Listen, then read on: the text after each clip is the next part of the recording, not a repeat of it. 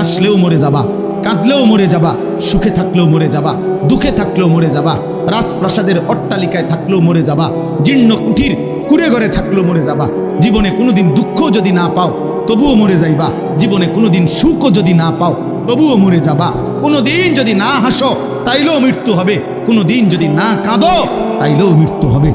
7টা মহাদেশের মালিক হলেও মরে যাবে, কোনো কিছুর মালিক না হলেও মরে যাবে। প্রিয় বন্ধু, শুধু মৃত্যু না ভাইয়া, একটা সাংঘাতিক কথাই, শেষ কথাটা মনোযোগ দিয়ে শুনেন। সাকরাতুল মাউত, মৃত্যু যন্ত্রণা, প্রত্যেক মানুষের মৃত্যুর যন্ত্রণা হবে, এটা আল্লাহর ফয়সালা। সে নবী হোক, উম্মত হোক, পৃথিবীর সর্বশ্রেষ্ঠ নেককার হোক আর পৃথিবীর সর্বশ্রেষ্ঠ কাফের হোক, নাফরমান হোক, মৃত্যু যন্ত্রণা সবার হবে। তিনি নবী হন আর উম্মত হন, মৃত্যু যন্ত্রণা সবার হবে।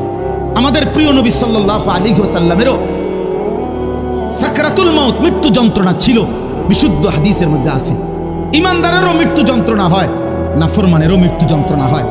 বাকি একটু পার্থক্য হইল, ইমানদারের মৃত্যুর যন্ত্রণা যখন শুরু হয়, খোদার কসম ইমানদার তখন খুশিতে আনন্দে উৎফুল্ল হয়ে যায়, আর দিল দিয়া তখন ভাবে আমার বন্ধুর সাথে মোলাকাতের সময় হয়ে গেছে। গত 40 বছর আমি যারে ডাকতাম দিবানিশি, আমার সেই মহান মাওলা, আমার মালিকের সাক্ষাতের টাইম হয়ে গেছে।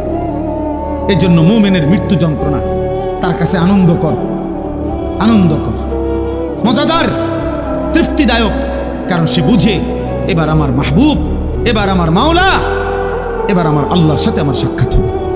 কিন্তু প্রিয় ভাই, আমি এই কথাটাই শুধু বুঝাইতে চাই, তাফসীরের মধ্যে আছে কোন নাফরমানের, কোন পাপী আল্লাহর প্রতি ঠিক মতো ঈমান নেয় নাই, হারামের উপরে ছিল, চুরি, ডাকাতি, জিনা, ব্যভিচার, মদ, জুয়া, সুদ, ঘুষ, কিস্তি, মা বোন বেপর্দা, বেহায়া, নাটক, সিনেমা, নাচ, গান, অশ্লীলতা, বেহায়াপনা, হারাম উপার্জন, এভাবে যে ব্যক্তি জীবন কাটাইছে, একটা উদাহরণ শুধু তাফসীরের মধ্যে লেখছে।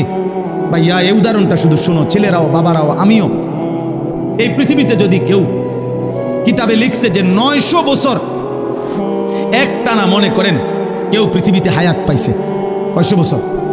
এই 900 বছর সে আল্লাহর নাফরমানি করছে, আল্লাহর অবাধ্যতা করে গেছে, কিন্তু 900 বছরে 1 সেকেন্ড কোনোদিন তার কষ্ট হয় নাই, কোনোদিন সে কোনো দুঃখ, কষ্ট, বেদনা পায় নাই। মনে করেন, ধরে নেন 900 বছরে কোনোদিন কষ্ট কাকে বলে, দুঃখ কাকে বলে, যন্ত্রণা কাকে বলে সে বোঝে নাই, সে বুঝে নাই। খোদার কসম, তাফসীরের মধ্যে লিখছে, এমন ব্যক্তি 900 বছর টানা নাফরমানি করে কিন্তু কোনোদিন যে এক বিন্দু কষ্ট পায় নাই, ওই ব্যক্তিরও 900 বছর পরে যখন মৃত্যুর যন্ত্রণা শুরু হবে, আল্লাহর কসম, কসম খোদার তাফসীরে লিখছে, 1 সেকেন্ডের মৃত্যু যন্ত্রণা শুরু হলেই ওই নাফরমান তার 900 বছরের দুনিয়ার বেঁচে থাকার হায়াত, সুখ আর আনন্দ 1 সেকেন্ডেই ভুলে যাবে। কবরের আযাব পরে, জাহান্নামের আযাব পরে, হাসরের আযাব তো পরে মিয়া। এই মৃত্যু যন্ত্রণার 1 সেকেন্ডেই সে তার সুখের দুনিয়া সব ভুলে যাবে। এজন্য 60 বছরও যদি নারী দেখো, ছবি দেখো, হারামের উপরে থাকো, হারামখোর, মৃত্যুর প্রথম সেকেন্ড তোমার দুনিয়া ভুলাই দিবে। মৃত্যুর প্রথম সেকেন্ড। ইমানদারের মৃত্যু যন্ত্রণাই যেখানে ভয়ানক, নাফরমানের মৃত্যু যন্ত্রণা কেন? আমার কাছে কিতাব আছে, ওয়াজাআত সাকরাতুল মাউত বিল হক, আরবি কিতাব, এই কিতাবের নামে এটা। ওই কিতাবের মধ্যে লিখছে, নবীজির একজন বিখ্যাত সাহাবী হযরত আমর ইবনুল আস, ওনাকে জিজ্ঞেস করা হয়েছিল মৃত্যুর পূর্বে, ওনার ছেলে আব্দুল্লাহ ইবনে আমর ইবনুল আস, ছেলেটাও সাহাবী ছিল। উনি জিজ্ঞাসা করছে যে, আব্বা, আপনি তো নবীজির একজন বিখ্যাত সাহাবী, এই মৃত্যুর পূর্ব মুহূর্তে মৃত্যুর যন্ত্রণা, সাকরাতুল মাউত আপনার কাছে কেমন লাগতেছে? নবীর সাহাবী বলতেছে, ইয়া বুনাইয়া কাআন্না জিবালাদ দুনিয়া আলা সাদরি ওয়া কাআন্নি আতানাফাসু মিন সাকবিল ইবরা। সাহাবী বলে, বাপ, ছেলেরে আমার, মৃত্যুর এই পূর্ব মুহূর্তে সাকরাতুল মাউত, মৃত্যু যন্ত্রণাটা আমার কাছে মনে হচ্ছে এই পৃথিবীর সমস্ত পাহাড় আমার বুকের উপরে চাপা দিয়ে রাখছে। কাআন্না জিবালাদ দুনিয়া আলা সাদরি, আর আমি যেন একটা সুইয়ের ছিদ্র দিয়া, সাকবিল ইবরা, সুইয়ের ছিদ্র দিয়া আমি যেন নিঃশ্বাস নিতেছি। আমার কাছে মৃত্যু যন্ত্রণা এমন মনে হচ্ছে। হযরত নূহ আলাইহিস সালাম 950 বছর দুনিয়াতে ছিলেন, ইমানদার নবী। ওই কিতাবে লিখছে নূহ নবীকে মৃত্যুর পূর্বে জিজ্ঞেস করা হয়েছিল, যখন ওনার মৃত্যু যন্ত্রণা শুরু হয়েছে, ওনারে বলছিল যে হে নবী নূহ, আপনি দুনিয়াতে কতক্ষণ ছিলেন, কতদিন ছিলেন দুনিয়া? উনি বলছে আমার মনে হইতেছে এক ব্যক্তির একটা ছোট্ট ঘর ছিল, যেই ঘরের 2টা দরজা, এক দরজা দিয়ে ঢোকে, আরেক দরজা দিয়ে বাইর হয়। উনি বলেন আল্লাহর কসম, আমার মনে হয়েছে আমি যেন দুনিয়ার হায়াতে এতটুকু ছিলাম যে এই ব্যক্তির এই ঘরের এই দরজা দিয়ে ঢুকছি আর ওই দরজা দিয়ে এই কদ্দুর আমার মনে হইতেছে। অথচ কয় বছর? 9.5 বছর। উনি বলতেছেন আমার কখন? সাকরাতুল মউতের সময়। প্রিয় ভাই, নবীর যদি হয় এমন, সাহাবার যদি মনে হয় এমন, তো তোমরা যারা নামাজ পড়ছো না দোস্ত, তোমাদের কি মনে হবে? হারামখোর আপনার কি মনে হবে? এই সুদখোর, কিস্তিখোর, হারামখোর, কেমনে মৃত্যুর ওই প্রথম সেকেন্ডের যন্ত্রণা কেমনে সইবেন? আম্মা জান আয়েশা রাদিয়াল্লাহু তাআলা আনহা বলছে রাসূলুল্লাহ সাল্লাল্লাহু আলাইহি সাল্লাম সাকরাতুল মউতের সময় নবীজি সাল্লাল্লাহু আলাইহি সাল্লাম বারবার পানি দিয়া নিজের হাত মুবারক, নিজের চেহারা মুছতেছিলেন আর বলতেছিলেন আল্লাহুম্মা আইদনি আলা সাকারাতিল মউত। নিষ্পাপ নবী, মাসুম নবী, এক যাররা যার কোনো গুনাহ নাই, সেই নবী রাহমাতুল লিল আলামিন নবী, তিনি আল্লাহর কাছে বলতেছিলেন মৃত্যুর পূর্বে, আল্লাহ মৃত্যুর এই যন্ত্রণার মুহূর্তে আপনি আমার সাহায্য করেন। নবীজির দোয়া, এটা বিশুদ্ধ হাদিস। নবীজি বলতেছিলেন, বারবার কালেমা পড়তেছিলেন, লা ইলাহা ইল্লাল্লাহ ইন্না লিল মাউতি সাকারাত। আল্লাহ আপনি ছাড়া কোনো ইলাহ নাই, আল্লাহ মৃত্যুর বড় যন্ত্রণা, মাওলা মৃত্যুর বড় যন্ত্রণা। আপনি কে? আমাদের কি হবে ভাইয়া? এই শেষ আমার কথা, শেষ আমার। চাচারা, বাবারা, হ্যাঁ, আপনার আমল আপনি ঠিক করেন। 60 বছর বিড়ি খাইতে খাইতে কবরে যাইবেন, একটা গরু জবাই করে গেরাম খাবাইয়া আপনারে বেহেশত দিয়ে দিব। হ্যাঁ হ্যাঁ, 41 দিনের দিন গেরাম খাবাইয়া 3 গরুর রূপে ভর করে আপনি বেহেশতে যাইবেন গা? কি ভাবছেন চাচা? মস্কারি নাকি? আখেরাত মস্কারি, আখেরাত খামখেয়ালি। আপনার 60 বছরের সুদ, আপনার 60 বছরের কিস্তি, আপনার 60 বছরের বিড়ি, আপনার 60 বছরের গালি, আপনার 60 বছরের টেলিভিশনের নাচ গান, আপনার 60 বছরের নাটক সিনেমা দেখা, আপনার 60 বছরের চা দোকানের আড্ডা, 40 দিন পরে মানুষ 200 মেহমানদারি কইরা খালাস করলো, খালাস। খামখেয়ালি, হ্যাঁ খামখেয়ালি মনে করছেন।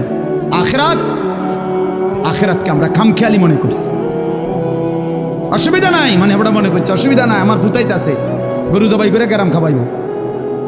হ্যাঁ, গরুর ফিডও বার করে উনি বেহেশতে যাবো না। হ্যাঁ হ্যাঁ, গরুর পিঠে করে বেহেশতে চলে যাবেন। দয়া করে ভাবতে শিখেন, দয়া করে ভাবতে শিখেন, দয়া করে ভাবতে শিখেন। আপনার ঈমান, আপনার আমল, আপনার সেজদা। আমি প্রত্যেক দিন বলি, আজকে ওই শেষ কথা বলে গেলাম।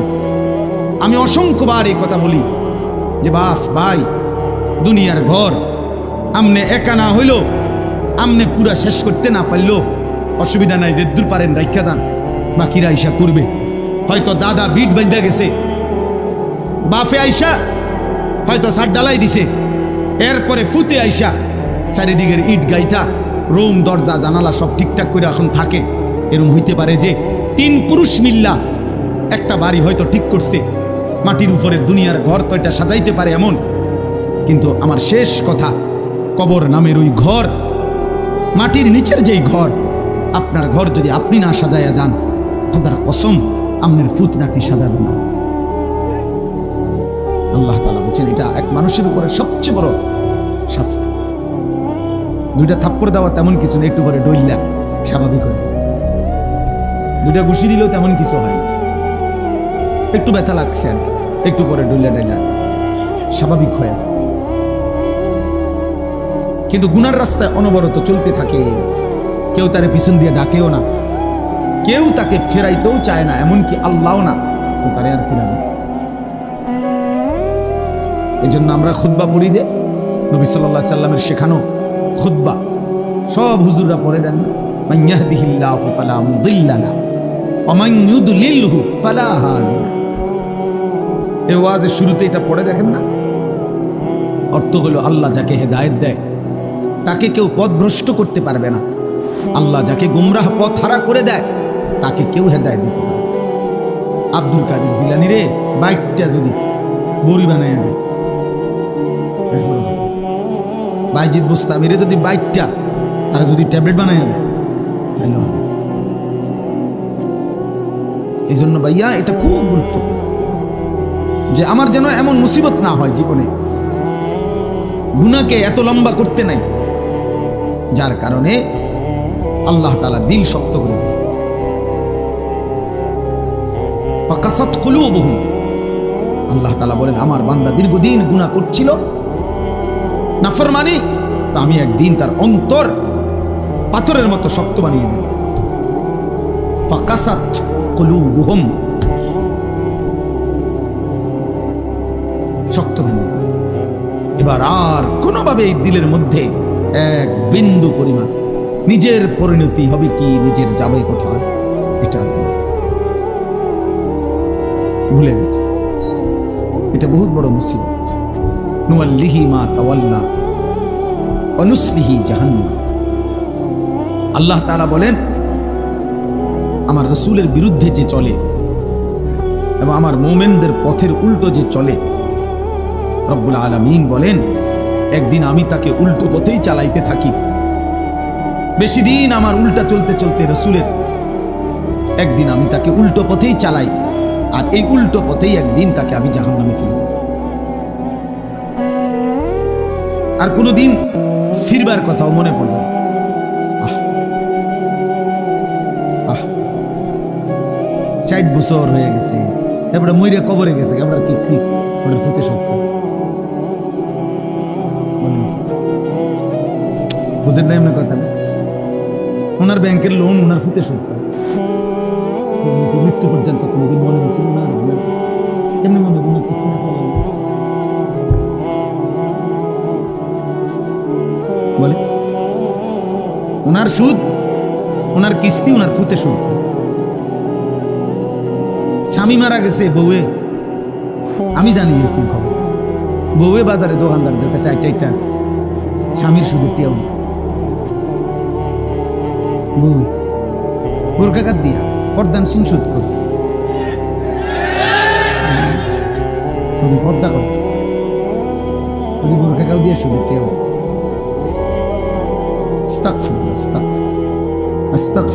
পর্দার কোনো দোষ নাই, বোরখারও কোনো দোষ নাই, দোষ হলো তোমার আখলাক, দোষ তোমার আখলাক। আমি একদিন বলছে যে দাড়ি রেখে মিশা কথা কয়, আমি না দাড়ি রেখে তো মিশা কথা বলা যায়, শুনতে দাড়ি রেখে মিশা কথা বলা যায় না, কথা বলেন না কেন? মিথ্যা বলা কবিরা গুনাহ নেই, তো এই শেভ করলে যায় তো আর কি, মিথ্যা কথা তো আলাদা জিনিস, এটা লাগে দাড়ির লোক আমি এটা লাগাইছেন। মিথ্যা কথা বলা এটা সে বলা হোক আর দাড়িওয়ালা হোক সবার জন্যই তো হারাম, তো এটা আমরা দাড়ির লোকে লাগাইছেন। হ্যাঁ রোজা রেখে মিশা কথা কর, তো রোজা রেখে মিশা কথা বলে অসুবিধা, মিশা কথা কি রোজা সারা যায় যাচ্ছে নাকি? কথা বোঝেন নাই? এটা রোজার লগে আমরা মিশা কথা লাগাইছেন, রোজার সাথে তো এটার সম্পর্ক, আখলাকের সাথে সম্পর্ক। এই জন্য আপনি যদি বলেন যে বোরকা পরে মিশা কথা কও, না না বোরকা পরে মিশা কথা বলে সমস্যা কি? মিথ্যা বলা হারাম, সবার জন্যই হারাম, সব অবস্থায় হারাম। এই জন্য এটা জরুরি বিষয়, এটা বহুত ভয়ানক বিষয়। আমি এটাই দেখাইতে চাইছিলাম। এই দেখেন ওয়ালা ইয়াকুনু কাল্লাযীনা উতুল কিতাবা মিন ক্বাবলু ফাতালা আলাইহিমুল আমাদু ফাকাসাত কুলুবুহুম ওয়া কাসীরুম মিনহুম ফাসিকুন। আল্লাহ বলে আমার মুমিন বান্দারা ওই ইহুদিদের মতো, ওই বেঈমানদের মতো হয়েও না, যারা এত বেশি পরিমাণ, আমি তাদেরকে আসমানি কিতাব দিয়েছিলাম কিন্তু আমার আসমানি কিতাবের ওহীর হুকুমকে প্রত্যাখ্যান করে লম্বা লম্বা স্বপ্নের আশা, স্বপ্নের জাল বুনে তারা নিজেদের আশা পরিপূর্ণ করতে হালাল হারামের মিশ্রণ করে চলতে লাগলো। ফলে আমি একদিন ফাকাসাত কুলুবুহুম, তাদের অন্তর পাথরের মতো মজবুত করে ফেলব। এবার আর পাক না পাক, হালাল হারাম, জায়েজ না জায়েজের কোনো অনুভূতি জানে। মাকেও দেখে, নিজের বোনকেও দেখে, রাস্তার মহিলাকেও দেখে, বিবিকেও দেখে, টেলিভিশনের নর্তকীকেও দেখে। মানে এই নাফরমানের কাছে হালাল হারামের কোনো পার্থক্য নেই। ওর কাছে ওর বিবি আর টেলিভিশনের মহিলা বরাবর। নিজের বউরও দেখে, সিনেমার নর্তকীরও দেখে, বরাবর বরাবর। ও তার মাকেও দেখে, অন্যের নারীকেও দেখে, বরাবর বরাবর। এই স্বভাব জানোয়ারের স্বভাব, এই স্বভাব কুকুরের স্বভাব। কুকুরের কাছে পাক না পাক আলাদা কিছু নেই। কুকুর মানুষের ফেলে দেওয়া খাবারও মুখ দেয়, পায়খানাতেও মুখ দেয়। এজন্য পাপির স্বভাব মূলত কুকুরের স্বভাব। কুকুর উচ্ছিষ্ট ফেলে দেওয়া জিনিসে মুখ দেয়।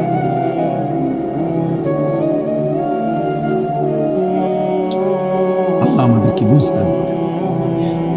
দোস্ত, এই জন্য আমি বলতেছিলাম আল্লাহর কথা মনোযোগ দিয়ে শুনবা, দিল দিয়ে।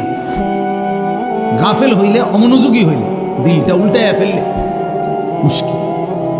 আল্লাহ নবী সাল্লাল্লাহু আলাইহি ওয়াসাল্লাম বলছেন, ইন্না কুলুবাল ইবাদ বাইনা ইসবাঈন মিন আসাবি'ir রহমান ইউকাল্লিবুহু কাইফা ইয়াশা।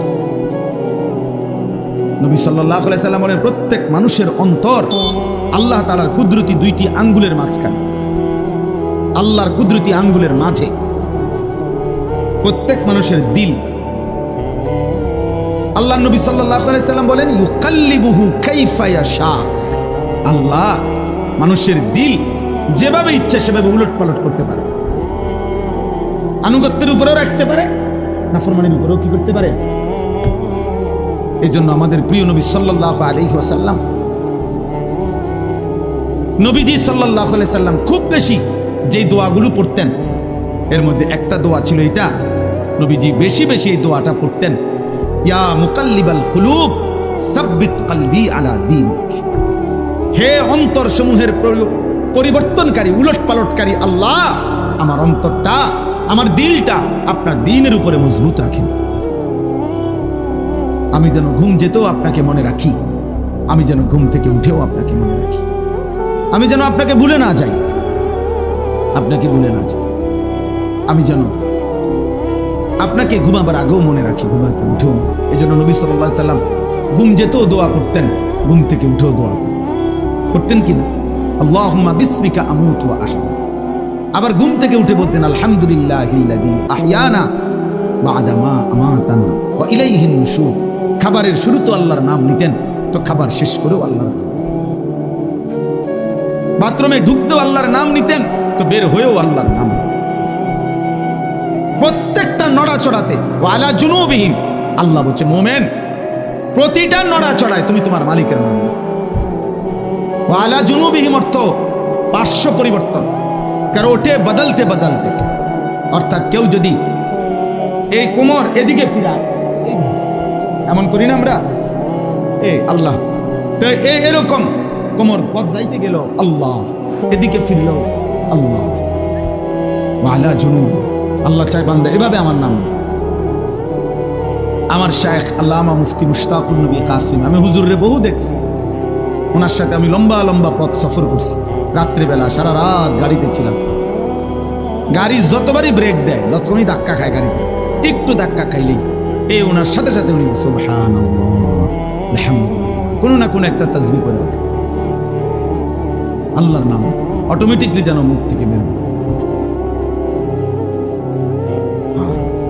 রাসূলুল্লাহ সাল্লাল্লাহু আলাইহি ওয়াসাল্লাম, আম্মা জান আয়েশা রাদিয়াল্লাহু তাআলা আনহা বলেন, কানা রাসূলুল্লাহ সাল্লাল্লাহু আলাইহি ওয়াসাল্লাম ইয়াযকুরুল্লাহ আলা কুল্লি আহয়ানিহি। রাসূলুল্লাহ সাল্লাল্লাহু আলাইহি ওয়াসাল্লাম সর্বদাই আল্লাহ পাকের জিকির করতেন, আল্লাহকে ডাকতেন। এজন্য আমরা সবাইকে বলবো, নওজোয়ান তোমাদেরকেও, প্রিয় ভাই, নিজের উপরে রহম করো। একটা 24 ঘন্টার দিন তোমার জীবন থেকে পার হইলে তোমার সময় বদলে যায়, তোমার হায়াতের কিছুটা পরিবর্তন হয়। 12 বছর বয়সে তুমি যেমন ছিলা, আজ 16 বছরে তুমি তেমন না, আর একটু মজবুত হয়েছে, আর একটু শক্তিশালী হয়েছে। তাহলে অতএব প্রতি সেকেন্ড, প্রতি ঘন্টা আমরা অনুভব না করলেও আমাদের পরিবর্তন হয়। জিন্দিগির তো পরিবর্তন হয়, শরীর স্বাস্থ্যের তো পরিবর্তন হয়, কিন্তু ঈমান আমলের কি হাল? ঈমান আমলের কি হাল? প্রতিদিন একই রকম, প্রতি বছর একই রকম, প্রতি সপ্তাহ একই রকম। এটা দুর্ভাগ্য ছাড়া আর কিছু। একদিন সুখে কিংবা দুঃখে, আনন্দ কিংবা বেদনায়, হাসি কিংবা কান্নায় আমরা কিন্তু কবরে চলে যেতে হবে। এই আজকে শুধু আমি এটাই বলতে চাই, আমি যে 4টা আয়াত পড়ছি কোরআনুল কারীমের 26 নম্বর পারা, 50 নম্বর সূরা, সূরায়ে কাফ। এই সূরার 4টা আয়াত 16, 17, 18, 19। এই 4টি আয়াত মূল বক্তব্য হলো আল্লাহ তাআলা বলতেছেন 2টা কথা। একটা হলো বান্দা, 5টি জিনিসের তত্ত্বাবধানে তুমি আমার আসো। প্রতিটা বান্দা তোমরা আমার 5টি জিনিসের তত্ত্বাবধানে আছো, নিয়ন্ত্রণে। এটা একটা কথা আল্লাহ বলছেন এখানে। আরেকটা বলছেন এই তত্ত্বাবধান, এই নেগরান, এই পর্যবেক্ষণ, এই অবস্থার উপরেই একদিন সত্য সত্য তোমাদের মৃত্যুর যন্ত্রণা শুরু হবে, আর তোমাদের মৃত্যু হবে, তোমরা কবরে চলে যাবে। এই কথাটা আল্লাহ এখানে বলছেন। 1 নম্বরে আল্লাহ বলছেন ওয়ালাকাদ খালাকনাল ইনসান। প্রথম কথা বান্দা মনে রেখো, সমস্ত মানুষ আমি আল্লাহই সৃষ্টি করেছি। তাই একটি মানুষ 1 সেকেন্ডের জন্য এই কথা ভাবার কোনো সুযোগ নাই আল্লাহকে। দুনিয়ার কারো ব্যাপারে আপনি এটা বলতে পারেন, দৌড় বেড়া তোর নেতা, বেড়া তো তোর নেতা, কেডা এত কেডা, আঙ্গালের ভূত কাঙ্গাল, এত কত বড় নেতা বেড়া, পকেটে রাহি বেড়া। মানুষ অনেক সময় কয় না অহংকার দেখাইতে গিয়ে, যা বেড়া বড়াই দেখাস বেড়া। এ তো দুনিয়ার কারো ব্যাপারে বলা যায়, আল্লাহর ব্যাপারে বলা যাবে? আল্লাহ তাআলা বলেন আমাকে অস্বীকার করবা কেমনে বান্দা, আমি তো সৃষ্টি করেছি। ওয়ালাকাদ খালাকনাল ইনসান, আমি আল্লাহই তো সৃষ্টি করেছি।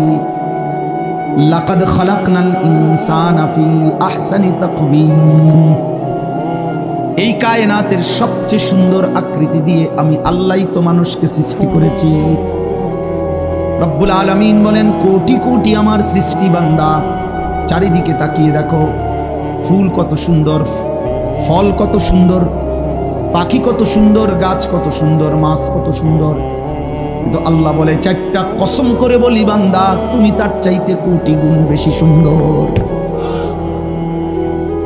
যদি ফুল এত সুন্দর হয়, যদি মাছ এত সুন্দর হয়, যদি এই পৃথিবীর পাখিগুলো এমন সুন্দর হয়, আল্লাহ বলেন ওয়াত-তিন ওয়াজ-যাইতুন ওয়া তুরি সিনিন ওয়া হাদাল বালাদিল আমিন, আমি 4টা কসম করে বলছি বান্দা, তুমি সবচাইতে বেশি সুন্দর। তোমারে বড় যত্ন করে বানিয়েছি, তোমারে আমি বানিয়েছি।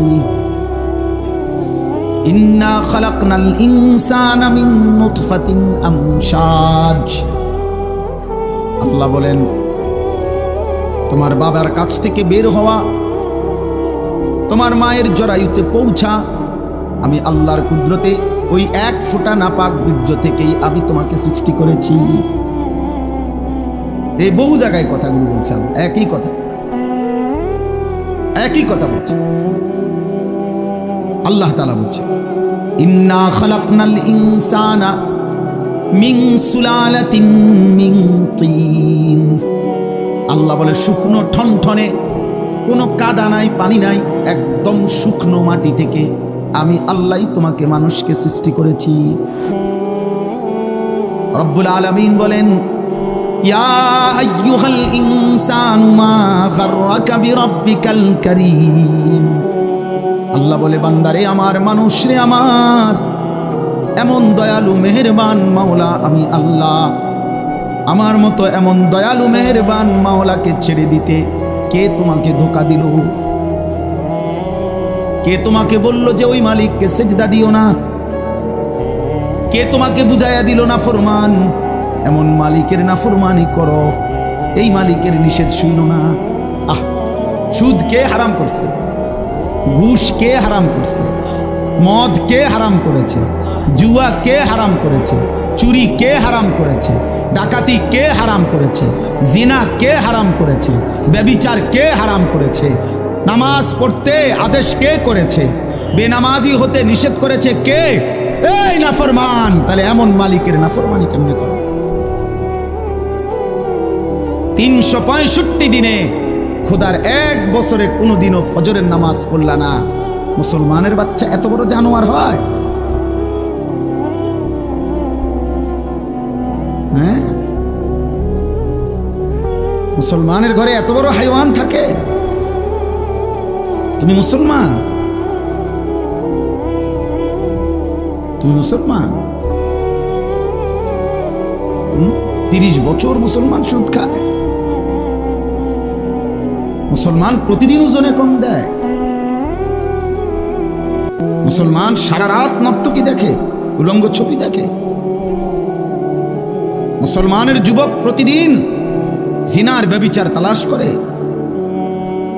এই মুসলমান।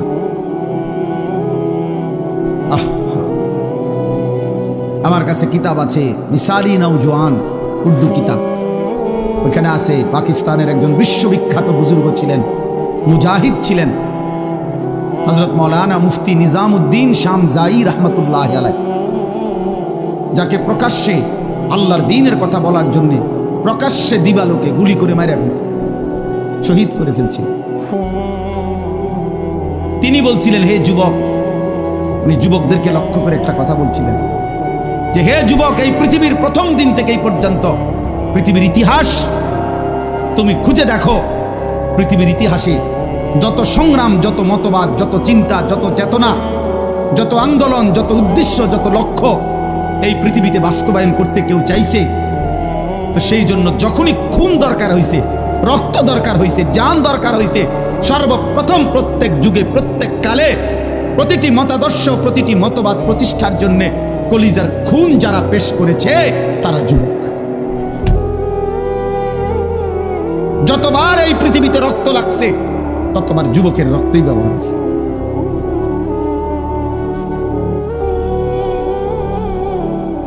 নওজোয়ানের রক্তই খুনি ব্যবহার। এই জন্য যুবকের রক্ত বড় দাম, যুবকের ঘন্টার বড় দাম, যুবকের সেকেন্ড বড় দাম। আল্লাহ বলছেন, আমি ওকে নিজে শক্তি দিছি। আল্লাহুল্লাযী খালাকাকুম মিন দুআফিন। আল্লাহ বলছে, আমি তোমাকে প্রথম সৃষ্টি করেছি দুর্বল শিশু। সুম্মা জাআলা মিন বাদি দুআফিন কুওয়া। সেই দুর্বল শরীরে আমি আল্লাহই দিয়েছি শক্তি, যৌবন। সুম্মা জাআলা মিন বাদি কুওয়াতিন দুআফান ওয়া শাইবা। আবার সেই শক্তি সামর্থ্যবান শরীরে আমি আল্লাহ আবার দিয়েছি দুর্বলতা এবং বৃদ্ধ। এই জন্য নওজোয়ান, কথা তো ছিল তোমরা ইসলামের জন্য লড়বা, কথা তো ছিল তোমরা আল্লাহর দ্বীনের জন্য কথা বলবা। আহা, এমন সুন্দর জীবন তোমরা শত শত যুবক একেবারে ঠান্ডা মাথায় পরিকল্পিতভাবে বুঝে শুনে এমন সুন্দর রাত, হায়াত, দিন, ঘন্টা, নারী দেখতে দেখতে, ছবি দেখতে দেখতে, মোবাইল দেখতে দেখতে, অশ্লীল উলঙ্গ দৃশ্য দেখতে দেখতে, অনাদরে অবহেলায় এমন সুন্দর ঘন্টা, মিনিট, সেকেন্ড শেষ করে দিচ্ছে। ঠিক হলো। এই পৃথিবী গড়বে কে? তাই ইসলামের জন্য কিছু করবে কে? তাই আল্লাহর দ্বীনের জন্য কিছু করবে কে? সারা পৃথিবীর মজলুম মুসলমানকে কে বাঁচাবে? মাহাদির পক্ষ হয়ে লড়বে কে? তাই না, দাজ্জালের বিরুদ্ধে লড়বে কে? আল্লাহর দ্বীনের জন্য বুক সোজা করে দাঁড়াবে কে? তাই তোমরা তো আমাদেরই সন্তান। তোমাদের যাদের বয়স 16 বছর, আমার 16 বছরের সন্তান আছে। আমার প্রথম সন্তানের বয়স 16 বছর। অতএব তুমি আমার সন্তান। তুমি ভেবে দেখো, রাসূলুল্লাহ সাল্লাল্লাহু আলাইহি ওয়াসাল্লামের 2 জন বিখ্যাত সাহাবী, কিশোর সাহাবী, একজনের নাম ছিল সামুরা ইবনে জুনদুব রাদিয়াল্লাহু তাআলা আনহু, আরেকজনের নাম ছিল রাফি ইবনে খাদিজ রাদিয়াল্লাহু তাআলা আনহু। দুইজনই কিশোর। কিশোর বলা হয় করিবুল বুলুগ, কিশোর বলা হয় এই 13, 14, 14.5, 15-র আগে, মানে যার বীর্যপাত শুরু হয় তাকে বলে যুবক। এর আগের টাইমটারে, এর আগের 1-1.5 বছর 2 বছরের কয় কিশোর। যার উপরে গোসল ফরজ হয় তার আগের সময়টাকে বলে কিশোর। এই ওনারা দুইজন ছিলেন কিশোর সাহাবী। বদরের যুদ্ধের দিন দুইজনেই ওনারা যুদ্ধের ময়দানে, তো রাফে দুইজনেই দাঁড়ছে লাইনে, কিন্তু রাফে ইবনে খাদিজ উনি একটু চালাকি করিয়া লাইনে যখন দাঁড়াইছে, তো বৃদ্ধাঙ্গুলির মধ্যে, সরাসরি হাদিসে আছে, বৃদ্ধাঙ্গুলির মধ্যে উনি একটু ভর দিয়া নিজের লম্বা দেখাইছে, ফলে উনার অনুমতি হয়ে গেছে ওই সাইজ দেখা, দেখে লম্বা আছে, ঠিক আছে, সমস্যা নাই, তাকে লগে মিলে। কিন্তু এই সামুরা ইবনে জুনদুব উনি আর এটা তো বোঝে নাই, উনি এমনি স্বাভাবিক দাঁড়ায় আসছিল, ফলে উনারে একটু ছোট মনে হয়েছে, তো উনারে সরাই দিছে লাইন থেকে। উনি যখন বুঝছে উনারে আর নিবে না, তখন উনি ওনার আব্বা কে বলছে, বাবা আপনি নবীকে বলেন আমারে তো নিবে না কয়। অথচ জানেন আব্বা, ওরে যে নিছে রাফে ইবনে খাদিজকে, ও আমার লগে কুস্তিতে পারবে না, কুস্তি লাগলে আমি ওরে হারাই নিতে পারবো, আপনার কম নেব, আমার শক্তি বেশি, আমি সাইজে ছোট। আল্লাহ নবী সাল্লাল্লাহু আলাইহি সাল্লাম শুনে অবাক হয়ে গেছে, বলছে আচ্ছা তো লাগো তো দেখি। তো সত্যি সত্যি সামুরা ইবনে জুনদুব রাফে ইবনে খাদিজকে কুস্তিতে হারাইয়া ফেলছে।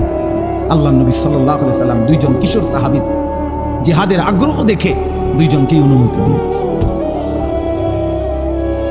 দোস্ত আমার, এতো ইতিহাস, এটা গল্প না। একটা মাহফিলের আয়োজন হয়েছে আর আমরা কিছু কথা বললাম, আর আপনারা শুধু 2-4 বার সুবহানাল্লাহ কইয়া চলে গেলেন।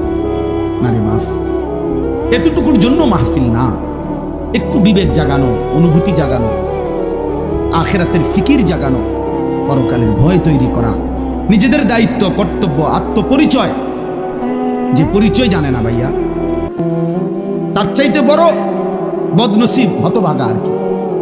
কোনো বাসের মধ্যে যদি কোনো প্যাসেঞ্জার উঠে, কন্ডাক্টর যদি বলে ভাড়া দেন, কই নামবেন, এই প্যাসেঞ্জার যদি বলে আমি জানি না আমি কোথায় নামবো, তোমার যেখানে ভালো লাগে তুমি নামায় দিও। এই কন্ট্রাক্টর ওই হেল্পার রে যে দরজার কাছে দাঁড়াইয়া মানুষ উড়ায়, ওরে কি বলবে যে এই পাগল করতে উড়াইনি, এই মাতাল দিক কই যাবে, কই তারা বলবে কিনা বলো ভাই, এই বলো না। তাইলে তোমরা যারা 1 ওয়াক্ত নামাজ পড়ো না, তোমরা কই যাই বাবা? আমি জানতে চাইলাম তোমাদের, বলো না বাপ।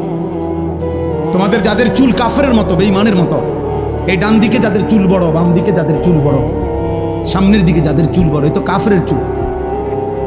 আর ঠিক কোন লাগতো না, এটাই সত্য, ঠিকের কিতাব, এটাই তো সত্য কথা। হ্যাঁ, এটা কারো ঠিকের জন্য অপেক্ষা নাই, এটাই সত্য।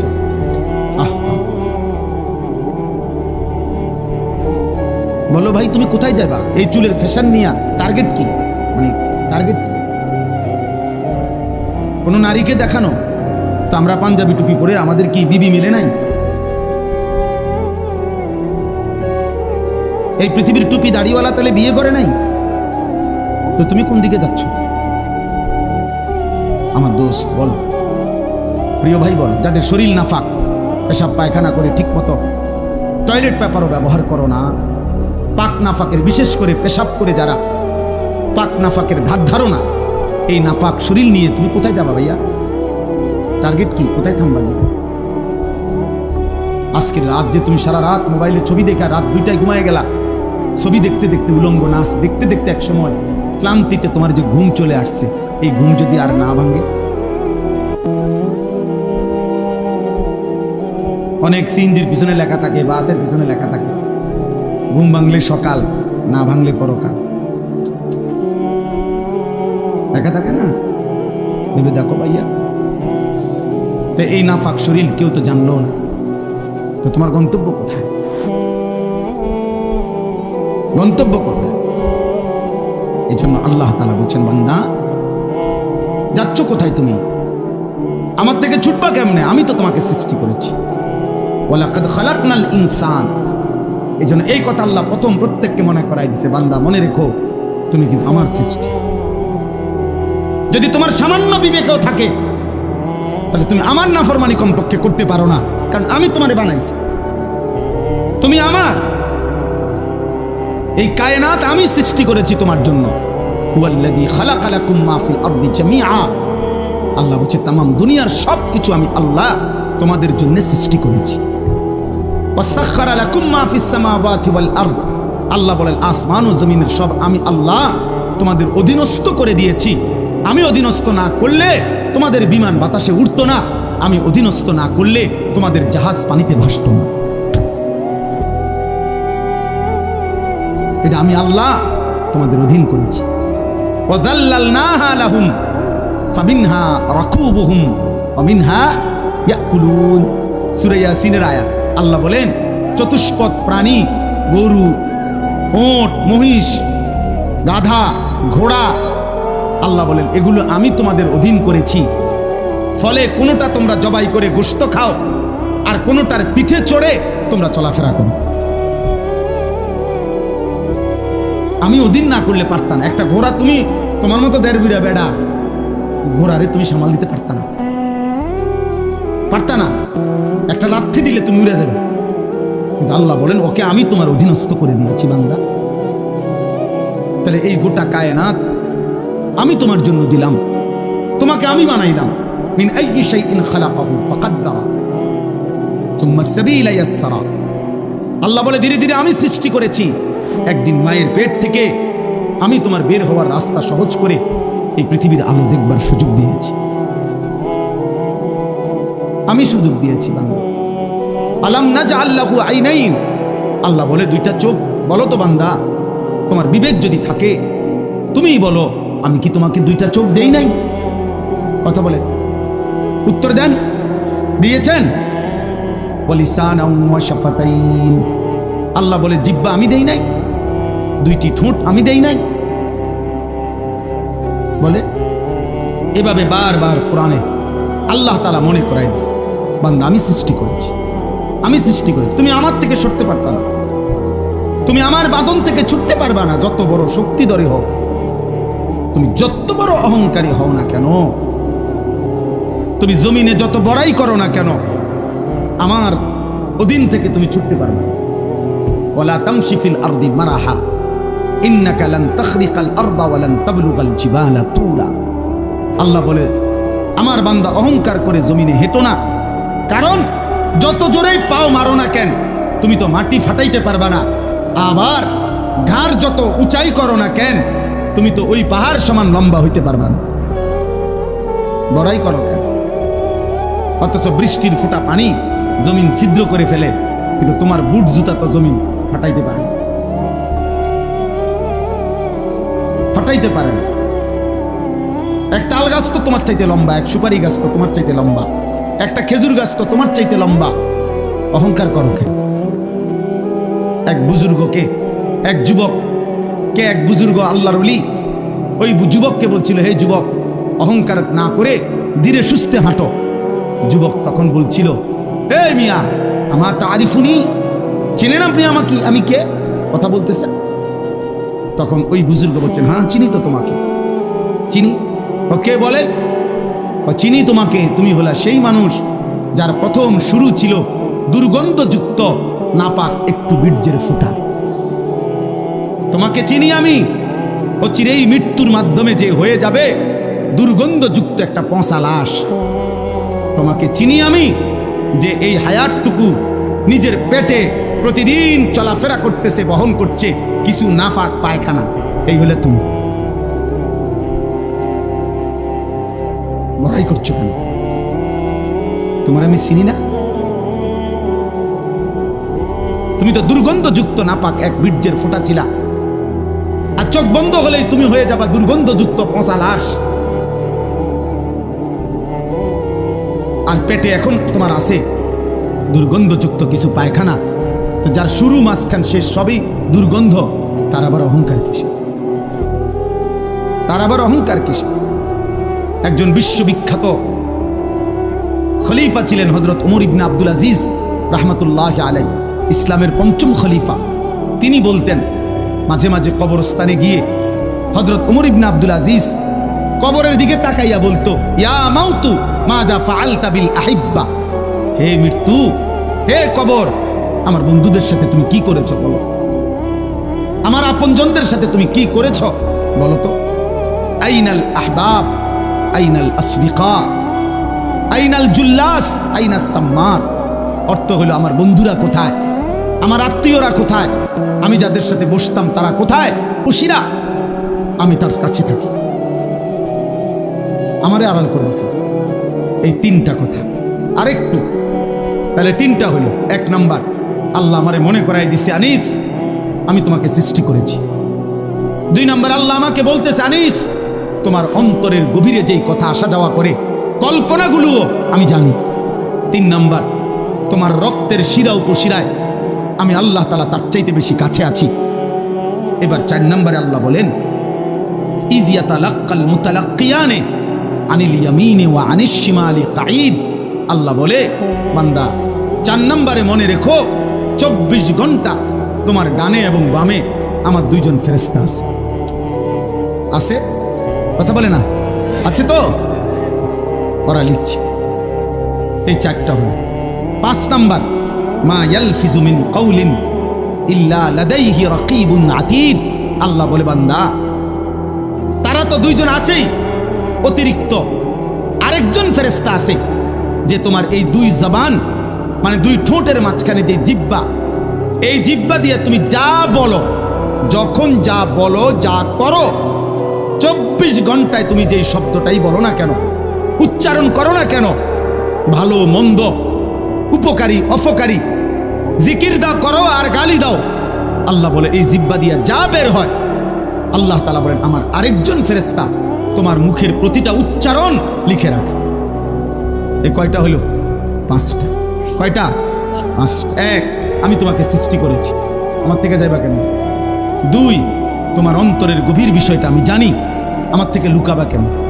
3, আমি তোমার রক্ত প্রবাহিত শিরা উপশিরা তার চাইতে বেশি নিকটে আছি, তুমি আমাকে লুকাবা কেন? 4, আমার দুইজন ফেরেশতা 24 ঘন্টা তোমার পাশে আছে, তুমি তাদের ফাঁকি দিবা কেন? 5, আমার একজন ফেরেশতা তোমার জবানের সমস্ত উচ্চারণ লিখে রাখতেছে, তাকে আড়াল করবা কেন? এবার আল্লাহ বলেন, শেষ কথা হলো এই, আল্লাহ তাআলা বলেন, ওয়াজাআত সাকরাতুল মাউতি বিল হক। বান্দা এই আমি দেখতেছি, আমি জানি, আমি তোমার কাছে আছি, আমার দুইজন ফেরেশতা, আমার একজন পৃথক জবানের কথা লেখার ফেরেশতা, এই পুরা তত্ত্বাবধানের ভিতরেই আমি আল্লাহ তোমারে জানিয়ে দিলাম, তুমি কাজে লাগাও বা নষ্ট করো হায়াতটাকে, আমল করো কিংবা নাফরমানি করো, আনুগত্য করো আর অবাধ্যতা করো, তুমি মনে রাখো এই অবস্থাতেই একদিন তোমার ওয়াজাআত সাকরাতুল মাউতি বিল হক, সত্য সত্য কাজে লাগাও আর বরবাদ করো, একদিন সত্যি সত্যি তোমার মৃত্যু যন্ত্রণা চলে আসবে, মৃত্যুর সময় হয়ে যাবে। আর প্রত্যেক মানুষের মৃত্যুর সময় সর্বপ্রথম তার একটা মৃত্যুর যন্ত্রণা শুরু হয়, এটারে সাকরাতুল মাউত বলে। এরপরে আজরাইল আইসা মালাকুল মউত তার জান কবজ করে, জান কবজের আগেই তার একটা মৃত্যুর যন্ত্রণা হয়। আল্লাহ বলে, যালিকা মা কুনতা মিনহু তাহিদ।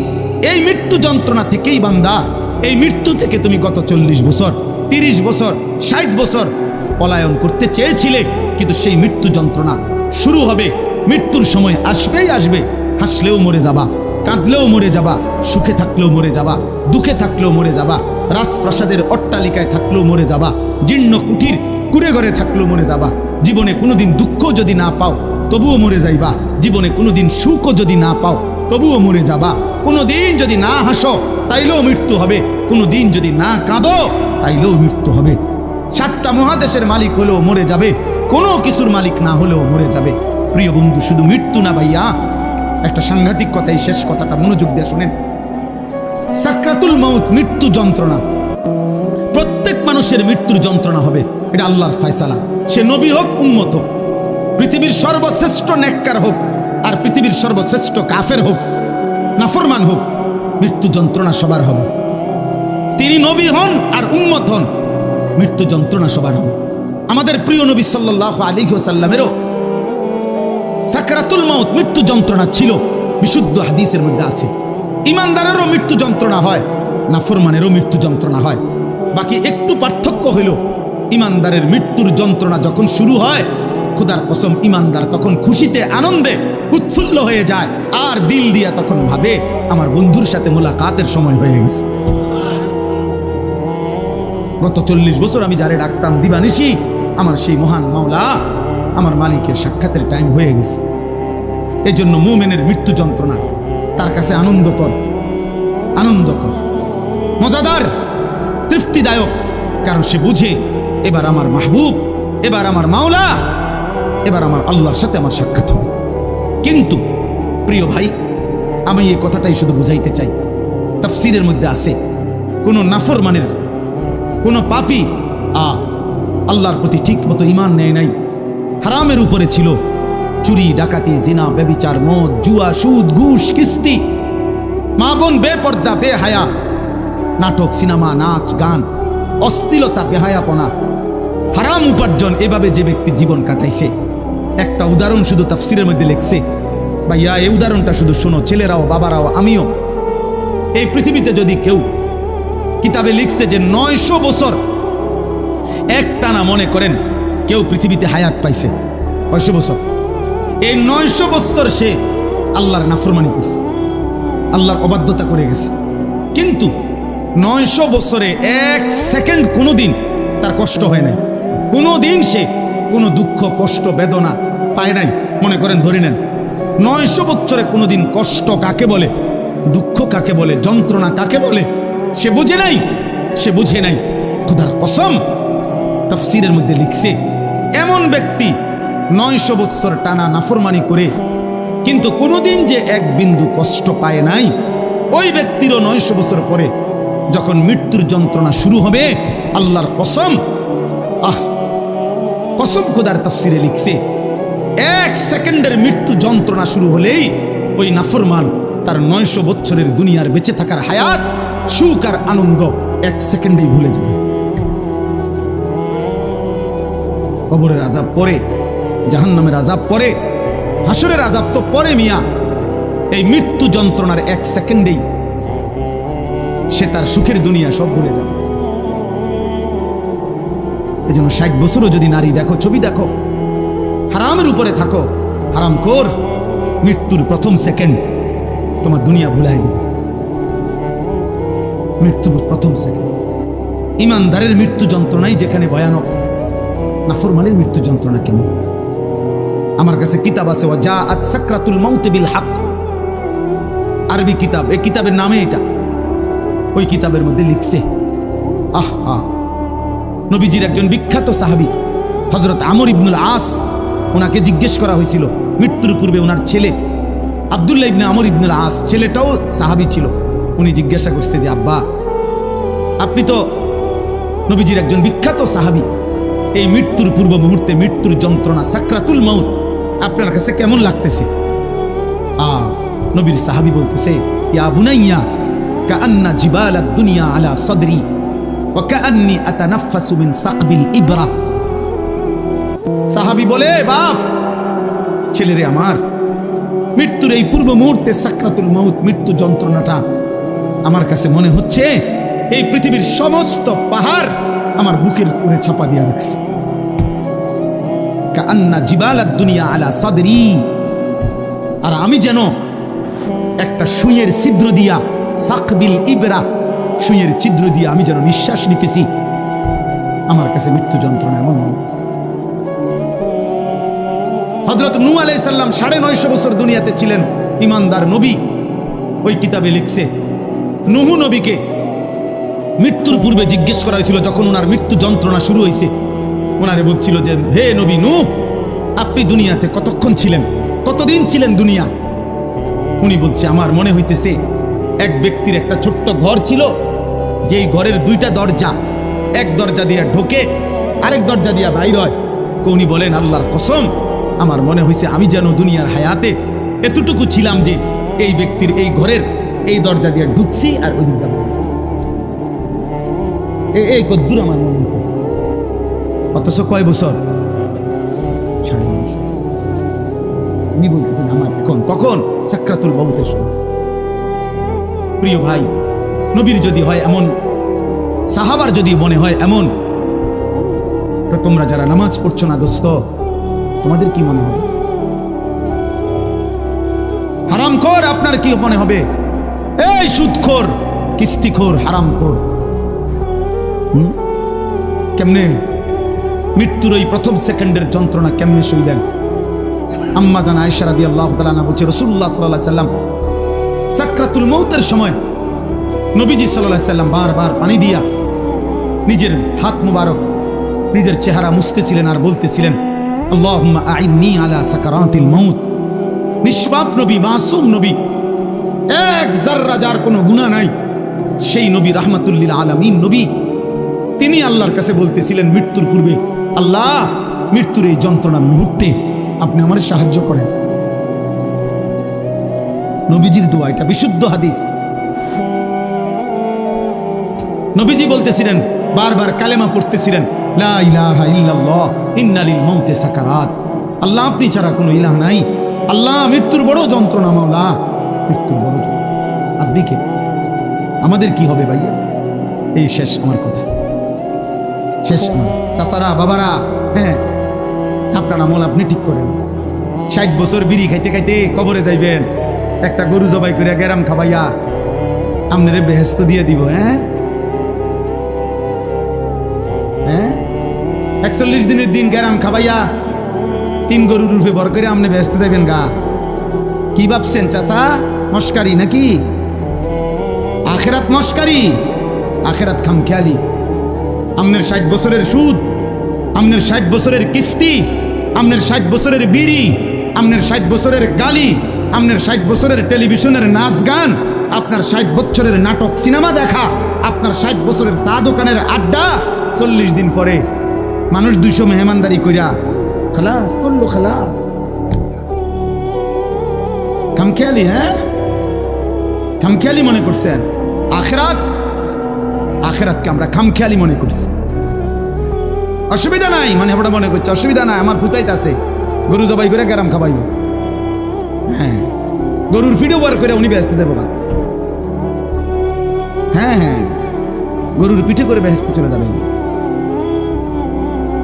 দয়া করে ভাবতে শিখেন, দয়া করে ভাবতে শিখেন, দয়া করে ভাবতে শিখেন। আপনার ইমান, আপনার আমল, আপনার সেজদা। আমি প্রত্যেক দিন বলি, আজকে ওই শেষ কথা বলে গেলাম। আমি অসংখ্যবার এই কথা বলি যে বাপ ভাই, দুনিয়ার ঘর আমনে একা না হইল, আমনে পুরা শেষ করতে না পারলো অসুবিধা নাই, যে দূর পারেন রাইখা যান, বাকিরা আইসা করবে। হয়তো দাদা বিট বাঁধা গেছে, বাফে আইসা হয়তো সার ডালাই দিছে, এরপরে ফুতে আইসা চারিদিকের ইট গাইথা রুম দরজা জানালা সব ঠিকঠাক করে এখন থাকে।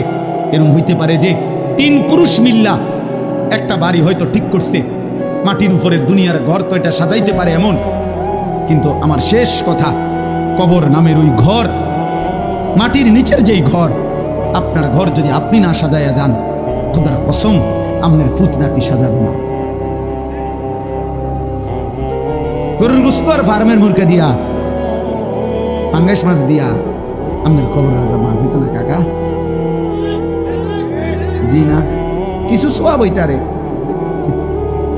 কিন্তু ফিডা আশা করা যায় না। মাটিতে তো উনি তো মাটিতে থাকে। আল্লাহ আমাদেরকে হেফাজত করেন। এজন্য চা দোকানের বিরোধিতা করবেন না, নিজের ঈমান আমল নিয়ে ভাবেন। মসজিদের সাথে সম্পর্ক করেন, নামাজের সাথে সম্পর্ক করেন। দুনিয়ার প্রয়োজন শেষ করতে পারতেন না। আমনে সত্য মিথ্যা সুদ ঘুষ কিস্তি দিয়েও আপনার সংসারের প্রয়োজন আপনি শেষ করতে পারবেন না। আপনি মরার পরেও সংসারের বহু খরচ বাকি থাইকা যাবে। আপনি মরার 6 মাসের মাথা দেখবেন আপনার ঘরে সোফার কোনা ভাঙ্গিয়া গেছে, জানালার গ্রিল নষ্ট হইয়া গেছে, দরজার সিটকারি খুলিয়া গেছে, বাথরুমের প্লাস্টিকের দরজা এডি ভাঙ্গিয়া ঠুটঠুর হয়ে গেছে, জুরজুর হয়ে গেছে। এগুলো নাই, অনেক কিছুই আবার করতে হবে সন্তানরা। কাজে দুনিয়া, আপনি আপনার বিবি বাচ্চার দুনিয়া শেষ করতে পারতেন না, ওরা আবার করতে হবে। তো কাজে কেন মিথ্যা বললেন, কেন সুদ খাইলেন, কেন কিস্তি নিলেন, কেন হারাম খাইলেন, কেন ওজনে কম দিলেন? বিনিময়ে পরিবারের অভাব তো দূর করতে পারলেন না, ফাঁকি দিয়া নিজের আখিরাতটা নষ্ট করলেন। অতএব দয়া করে প্রত্যেকেই নিজ হায়াতে, যার হায়াত আছে যতক্ষণ, সুযোগ আছে ততক্ষণ, এখন তওবা করেন, এখন চোখের পানি ফেলেন, এখন কাঁদেন, ইনশাআল্লাহ বরকত হবে। আল্লাহ তাআলা আমাদেরকে তৌফিক দান করেন, আল্লাহ তাআলা আমাদেরকে কবুল করেন। আজকের এই মাহফিল আল্লাহ তাআলা বরকত দান করেন। যাদের ভালোবাসায়, যাদের আয়োজনে এই মাহফিল, মসজিদওয়ালা সকলকে আল্লাহ তাআলা মাফ করে দেন। আমার কিশোর ছেলেরা, একজনও যদি বুঝে থাকো ভাইয়া, সবাই একসাথে বদলাবে না, আমরা এটা জানি বাপ, কিন্তু আমার অনুরোধ রইল নওজোয়ান তোমাদের কাছে, দয়া করে তোমরা প্রত্যেকেই নামাজ পড়ো, গুনাহ ছাড়ো বাপ, মোবাইলের ছবি, নারীর নেশা কমাও বাপ। যে চাহিদা আল্লাহ দিছে, আল্লাহ সেটা পূরণ করে দিবে। পেটের খিদা যিনি দিছেন, তিনি খাবারেরও ব্যবস্থা করছেন। পানির তৃষ্ণা যিনি দিছেন, তিনি পানিরও ব্যবস্থা রাখছেন। অতএব লজ্জাস্থানের চাহিদা যিনি দিয়েছেন, হালাল স্ত্রী তিনি ব্যবস্থাও করে দিবেন। তুমি সবর করো, কুত্তার মতো, জানোয়ারের মতো পরের নারীর দিকে হা করে তাকায় থাইকো না বাপ। এই জীবন একদিন তোমারে জাহান্নামেই নিয়ে যাবে, একদিন ধিক্কৃত করবে।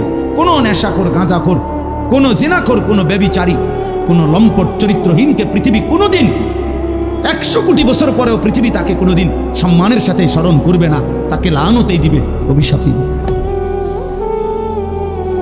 আরো 1000 কোটি বছর পরেও ফেরাউন নিকৃষ্টই থাকবে, আরো 100 কোটি বছর পরেও জুনায়েদ বাগদাদি সম্মানিতই থাকবে। অতএব পৃথিবী তোমার থুতুই মারবে, বেনামাজিকে, চরিত্রহীনকে। আল্লাহ আমাদেরকে হেফাজত করেন, আল্লাহ সকলকে কবুল আর মনসুর করেন। আলহামদুলিল্লাহ।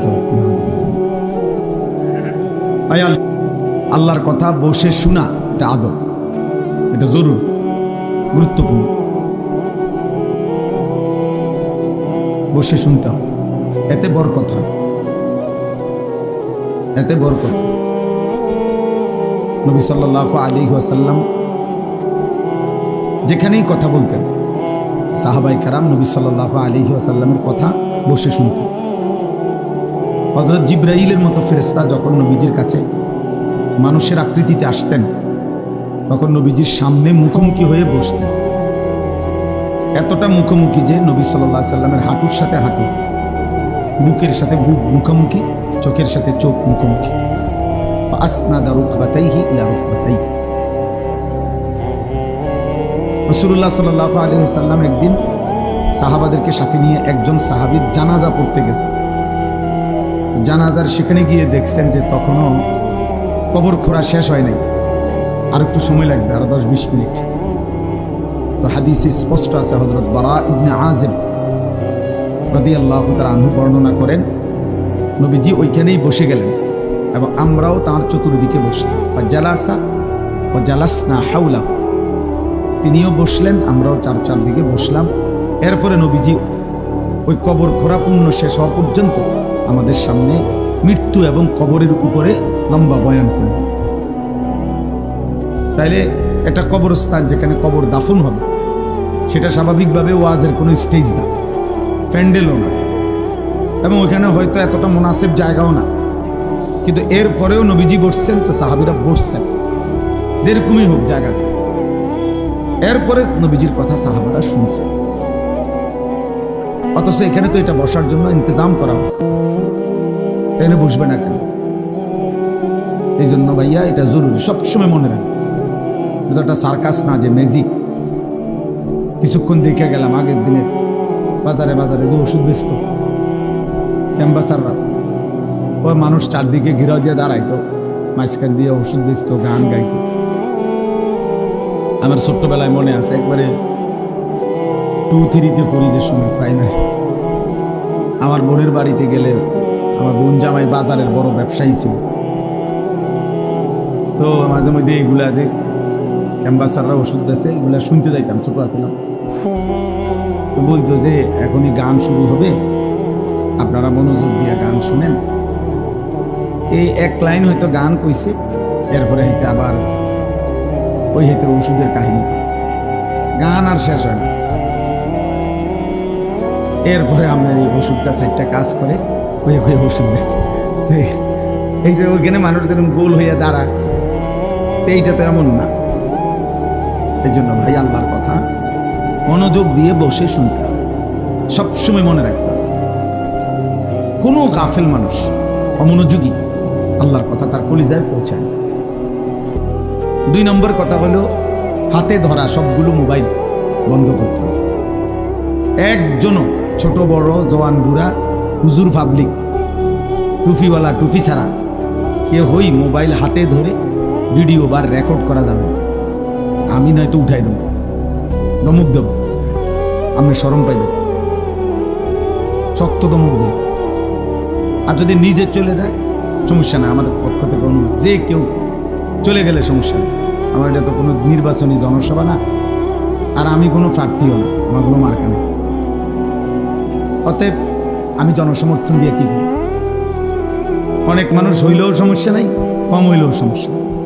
আল্লাহর কথা একজনের জন্য যে পরিমাণ গুরুত্ব, 1,00,000 জনের জন্য সে পরিমাণ গুরুত্ব, বরাবর সমান গুরুত্ব। নবী সাল্লাল্লাহু আলাইহি ওয়াসাল্লাম একজনকেও কালেমার দাওয়াত দিয়েছেন, 1000 জনকেও দাওয়াত দিয়েছেন। এজন্য ভাই একটা ছেলে কিছুক্ষণ সময় আমরা একদম ঘড়ি ধরা টাইম হিসাব করা। অতএব অল্প একটু সময় মনোযোগ দিয়ে আমাদের চেহারার দিকে তাকিয়ে আল্লাহর কথা শুনলে বরকত। গাফলত যেই বা বোতল উল্টায় রাখে, যেই গ্লাস উল্টায় রাখে, সেটাতে 1 সাগর পানি ঢাললেও সেই গ্লাস কোনোদিন তুলবে না। তাহলে পানির সমস্যা না, মনে এটা উল্টানো ছিল, এই জন্য সমস্যা। বালতি উল্টায় রাখছে, কলস উল্টায় রাখছে। এই জন্য যে মানুষের দিল গাফেল, তার দিলে তার সামনে 1000 কথাও কোনো কাজ হবে। নবী সাল্লাল্লাহু আলাইহি ওয়াসাল্লাম বলছেন, কিছু মানুষের দিল কাল কুজে মিরবাদান, উল্টানো কলসির মতো, উল্টানো কলসি। এবং নবী বলছে যে উল্টা পিঠটা, একে তো কলসিটা উল্টানো, আবার এই উল্টা পিঠে কলসের যে পিঠটা এটা আলকাতরা দিয়ে মাখিয়ে রাখছে। মানে এটা এমন পিছলা যে এটার মধ্যে 1 ফোঁটা পানি 1 সেকেন্ড থাকবে, এমন আলকাতরা দিয়ে মাখিয়ে রাখছে। এটা মানে পানি লাগলেই ছাত করে পড়ে যায়, 1 সেকেন্ড পানি থাকে। কিছু নাফরমানের দিল, নবী বলছে এরকম গুনাহ করতে করতে, আল্লাহর নাফরমানি করতে করতে দিলটা এতটা উল্টে আছে যে এই উল্টা দিলের মধ্যে যেন আলকাতরা মাইখা রাখছে। ফলে এখন আর নবীজি বলছে লা ইয়ারিফু মারুফান ওয়ালা ইউনকিরু মুনকারা, এই নাফরমানের দিলে কোনো নেক কাজও সে বুঝে না, কোনো গুনাহকেও সে গুনাহ মনে করে। গুনাহ করে আস্তে আস্তে বিড়ি খায়, কথা কয়, গপ করে, বিড়িও খাইতেছে, এইটা যে গুনাহ, এটা ওনার অনুভূতি আছে মনে হয়, বুঝলেন না? পানও খায়, বিড়িও খায়, চাও খায়, বিড়িও খায়, সিগারেট, দুটোটা ওনার কাছে সেই। কোনোদিন আর বিবেক জাগে না, অনুভূতি সবার সামনে খোলামেলা, সবার সামনে প্রকাশ্যে দিনের আলো বসে বসে টেলিভিশনের মধ্যে নর্তকীর নাচ চলতেছে, উনি দেখতেছে, অত সেটা যে পাপ, এটা যে একটা গুনাহ, এই অনুভূতিটা এটা বহুত বড় গুণ। ভালো 30 বছর ধরে প্রত্যেক দিন সুদ খায়, মিশা কথা কয়, হাসতে হাসতে, কথায় কথায় গালি দেয়, হাসতে হাসতে গালি দেয়, আবার অন্যরা মজা পায় গালি নিয়ে, দিছিনি তোরে অন। তার মানে গুনাহকে আর গুনাহ মনে করে। লা ইয়ারিফু মারুফান ওয়ালা ইউনকিরু মুনকার। আল্লাহ নবী সাল্লাল্লাহু আলাইহি সাল্লাম বলেন, যার দিল উল্টে যায়, আল্লাহর নাফরমানি করতে করতে আলকাতরার মতো হয়ে যায়, ওই নাফরমানের দিলে আর কোনো নেক কাজ নেক মনে হয় না, গুনাহের কাজকে গুনাহ মনে হয়, গুনাহ মনে হয়। বাটপারির জন্য আরো পরিকল্পনা, সুদের ব্যবসার জন্য আরো অফিস খুলছে। তার মানে আমার সুদের উপরে আমি আরো লোক রাখছি, আরো সুদের পরামর্শদাতা আছে। আপনারা বলেন আরো কি লেটেস্ট পদ্ধতিতে সিটারি করা যায়, সিটারের উপরে আরো পরামর্শ চলতেছে, হারামের উপর।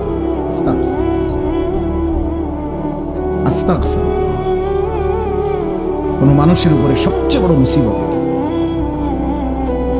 কোনো মানুষের সবচেয়ে বড় বিপদ কি? যে তার গন্তব্য ভুলে যায়। ফাআনসাহুম আনফুসাহুম, আল্লাহ বলছে আমাকে ভুলে গেলে আমি তোমারে ভুলাই দেব, আমি তোমাকে ভুলিয়ে দেব। কি ভুলিয়ে দেব? তোমার আখিরাত, তোমার কবর। ফাআনসাহুম মাসালিহাহুম ফাআনসাহুম আখিরাতাহুম, আল্লাহ বলেন আমি তার কল্যাণ ভুলিয়ে দেব, আমি তার আখিরাত ভুলিয়ে দেব। ভাত খাবে, ঘুম যাবে, পেশাব পায়খানা করবে, দুনিয়ার প্রয়োজন পূরণ করবে, নারী, ছবি, নাচ, গান, গান বাদ্য, মদ, জুয়া, সুদ, ঘুষ, নেতাগিরি, মাতবুরি, হুডাঙ্গিরি, এটি সব চলবে, কিন্তু আখিরাত ভুলে যাবে, কবর ভুলে যাবে, তার কল্যাণ কিসে সে সেটা ভুলে যাবে।